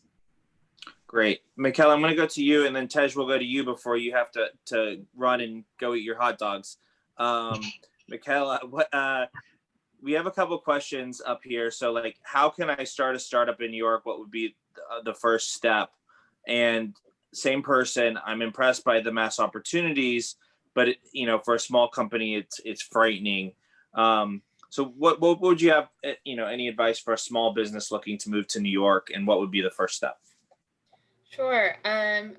Well, so many steps. I guess one of the order of priorities would be, not knowing much detail about the company and what sector, but assuming it's sort of more in the tech space or hardware space or some element of a service. New York City, one of the complications is how many layers there are to our bureaucracy. And this is oftentimes a turnoff to a well-established company, why they don't even want to bother with New York, because, the amount of time to learn about all the rules and regs and things. So thankfully, we created a wizard that no one knows about pretty much, but I'm here to tell you all, we have a wizard that, depending on your business type, you can type in some of your, core parameters of what you plan to do. And that would actually give you a readout of any city regulation or licensing that you would need to know or have in order to establish yourself in New York. So again, if you're a company that we're looking to do something more in the hardware space, I really encourage that, because those are those tricky elements. But if it's a tech, it's pretty simple. But nonetheless, that's sort of a good basic building block. If you're a startup, also depending on your sector, I would potentially look for an incubator, although today COVID is different. But look for incubators that might have remote connections of community still. And I would look to do that based, again, on your area of interest. So if you're doing more something in the clean tech space, there's groups that are still associated with that. There's other forms of meetups for startups, again, depending on your lane. And so I'd look to connect to one of those to see what they should know in advance of coming to New York, whether physically or just like starting creating work opportunities. And then based on that, I mean, again, goes back to your customer. If your customer is broadly across the city or outside the city, then your approach is different than if you're really focused on, I have a solution, I want to be connected to Brooklyn businesses because I'm really going to be offering solutions to businesses in Brooklyn. Then you would want to work with the Brooklyn Chamber perhaps, or you'd want to work with the local business chambers, and there's a number. And so again, it's all about creating those relationships to get a quick read of the lay of the land, who are the right players. And then on the backside, again, the city of New York has basic services, both, I mean, I would imagine if you're a startup, you've probably done some marketing before, but if you don't, you need help, we have programs and webinars for that. So the basic, how do you run a business? We have so much help there. It's a question if you're a startup and you're just looking to pivot and start again in New York, you really just need to know the basic regulations environment that may affect you. Again, as startups, probably if you're a tech, you probably have less of that. And then business opportunities, and that's really through those relationships. So again, not knowing more about the lane of the company, that's my high level advice. But really quickly before I move to Tej, I always said my first job was helping build an incubator and accelerator. And I don't think for like 5 or 10 years, like no one's ever asked me where I'm from. It's like always been about like, you show up, you work hard, and you're just really nice to people. Like you're part of the club. Like, so yeah. Even if you're from Germany, if you're here trying to make it, like you're part of the club. Right. Tej, any final words? I would, sorry, go ahead. One quick thing. I mean, to that point, Simon, it's funny. I moved here in 2000, and I have to tell you, when I first got my first jobs in New York, people were like, "Oh, you're not from here." It was very much like New Yorkers still like held this little lockdown. I would say, a good 8 years into living here, it totally changed because there was a larger influx of people sort of reviving the city / integrating into the city, and it was more 50-50. So those questions started to disappear. So to your point, no one asked me anymore. Oh, that's awesome. Tej, any final words before you have to take off? Yeah, so I will just piggyback on the hot dogs again. Simon, I mentioned to you that my wife is from Italy. So last night when I was tasked with making dinner and she came home and it was hot dogs, I think you can imagine her reaction, but they were good. Then the other thing I would say is, in terms of, there's a question about, is it frightening sort of, it sounds great that there's all this opportunity in New York, but is it frightening for a startup? And the truth is it's frightening for a startup no matter what, no matter where you are, what you're doing. Again, the odds are terrible, really bad. And there's a reason founders start startups, because they see those odds and they still say, I want to do it. And I think that attitude, this goes back to the lemonade from lemons, is very deep rooted in New York culture. So I think it is an entrepreneurial, it's an immigrant culture, it's a founder culture. And let's not just say, tech startups. We're talking about people who came, decades ago and opened up coffee shops, Dunkin' Donuts, Subways, the sandwich shops, franchise type things. These are all entrepreneurs, and that's deep rooted in the city.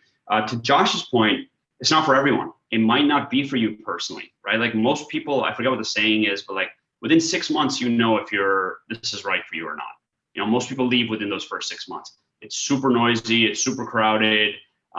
Life is harder than it needs to be. Like when it's cold, it's really cold. When it's hot, it's really hot. When it's crowded, it's really crowded. It's not, it's not California. And there's a reason people move to California. However, kind of that density of people, diversity of people, and this serendipity, there are ways to leverage that, especially if your personality, and I think a lot of founders or personalities do suit that. And one thing I found, both as a founder, but now on the corporate side, is if you aim, and I'll speak just for myself, there's several ways to kind of really get deep rooted in the ecosystem. But if you go into every interaction, every, conversation you have with a person with the goal of being as helpful as you can possibly be, it comes around so quickly. Like literally going out like, yeah, I need something and there's going to be a transaction, but this is not transactional. I'm running into someone on the street. It's nice to see you. I'm happy to see you. How can I help you? And what you'll start finding out, especially, I think Josh can talk about how he has grown his business, but what I've seen with Google and Google Cloud trying to plug into the ecosystem, competing with like Amazon and Microsoft, it was being the most helpful people could possibly be with Google's like center of gravity right in the middle of New York. Even if you're not using our products, even if you're not going to do business with me, if I can help you, it may come back in 20 years, it may come back in 2 days, but like even the way that I found my last 2 jobs, I didn't look for them. Someone had said, hey, we're looking to build a presence in New York. Do you know someone who can help? And like Josh and our boss from Citi, he found us. My boss at Google found us. And in my new role, same Chief Information Officer, longtime New Yorker, happens to be based in New York. When he was looking for someone to tell this story, he thought of me again, because at some point I was able to help with something. Amazing. All right, we'll let you go. And Josh, we'll do one more. And thank you. Michaela, thanks, Tej. We'll do one more question before we wrap it up. There was a question in the Q&A. Does the election outcome influence the startup scene in NYC, and how? And so I'll ask both of you to say maybe a little thing about that and just have some closing words. Sure, I'll do it quickly because I know we only have 3 minutes left. Absolutely, it influences the startup scene in New York City. I mean, if you think about, I'll look at it from the other side. I mean, we've done a lot of work with various kind of chambers of commerce and various kind of international organizations. They all said, you know, if to be direct, if Trump had won the election, then they would look elsewhere in the future. And that is just a simple example of how it would influence the startup scene here. You'd have less talent coming in, less flow. I mean, I think I'll kind of leave it at that, and then just kind of wrap up. I'll just say one thing. Like, you know, if you're sitting in Germany right now, you might want to come over here, learn, see how people act. But I think what Tej really said is like this idea of openness is so crucial to your success, right? It's really difficult to start a startup in New York. And I would say you actually have less to worry about if you start a startup in Europe because of the social system, right? It's much less stressful. So what I'd actually say is, you know, learn from this environment. Be open. It's a different way of thinking in Germany. That idea that Ted says about being helpful to people, it's not something that German people are used to, but just try it out, right? Get out there. I always like to say, just go grab a cup of coffee and try to absorb the best of what you can from here, that openness. And I'm sure it will help you move forward with your company. And come visit, come stay, come learn. We always love when people come over. Awesome. Michaela, any final words? Well, I mean, from the perspective of the current climate, it is certainly more positive for New York State, New York City. Not surprisingly, on the political side, we've had some not wonderful words between our outgoing president and our mayor and our governor. So from a relationship standpoint, I would expect the new president-elect administration to have a more positive relationship with our government levels here in New York State, New York City. And for startups, that just means ideally with better relationships, better resources, and or better, you know, leveraging of the city interests and assets along with federal priorities. So as a small plug, one of the big things in New York City during the pandemic, a lot of manufacturers and companies across the city pivoted. And the best pivots were those companies who were nimble and agile and all the things we talk about when we talk about startups, but they made different forms of PPE and others to respond. And many of those companies want to continue to figure out how to stay nimble and agile. And I mean, they're set up for that. And I think what I've heard thus far from the incoming administration is there's a desire to work with manufacturers. And I think, you know, New York City, another level is we have new laws to ensure that our buildings are more energy efficient.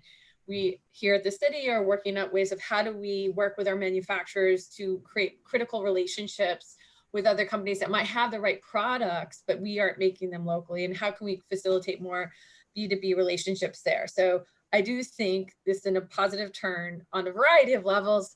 So yeah, very good stuff, and an opportunity, again, if it feels right. That's Josh's point. I couldn't have, I've said similar things to other companies. New York is not for everyone. There has to be a real business case for it.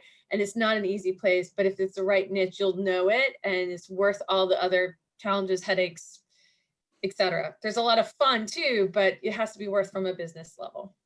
Yeah, absolutely. And I'll just close by just doubling down on that. I think, you know, as a startup, like looking to where our economy goes, we see a lot of the growth happening in the startup space. And so, you know, New York will continue to invest in its startups. And listen, New Yorkers and Americans, we love to brag. And so if you're part of our ecosystem, we want to brag about you, especially if you're a success, and we want to help you get there. So hopefully we'll see you all in New York in person for the next session. Thank you very much to all of our panelists, Simon, Josh, Michaela, and Tej, who had to leave a little early, but it was really amazing. I felt like this was like half an advertisement for New York, but then also a really great, you know, insight to especially German companies, what they can do and what steps they have to take. And maybe just as a closing remark from my side, the first step German companies should always take is contact the German American Chamber of Commerce. Obviously, we're here to help, and this is also what this program is for. We'll connect the German companies within the next few days with US counterparts. And to Josh's and Michaela's point, this is then the time to find out if this is the right location, but this is exactly what those delegation programs are here for. And we're very happy to be able to connect virtually and hopefully physically again in the future. Thank you for dialing in from Europe, from the US, from New York. Thank you to everyone being active in this panel, to our keynote speaker, to our panelists, to our welcome remarks speakers. We're very excited this worked out so well, and I hope you have a great afternoon or a great lunch break. Thank you so much, everyone, and bye-bye. See you next time.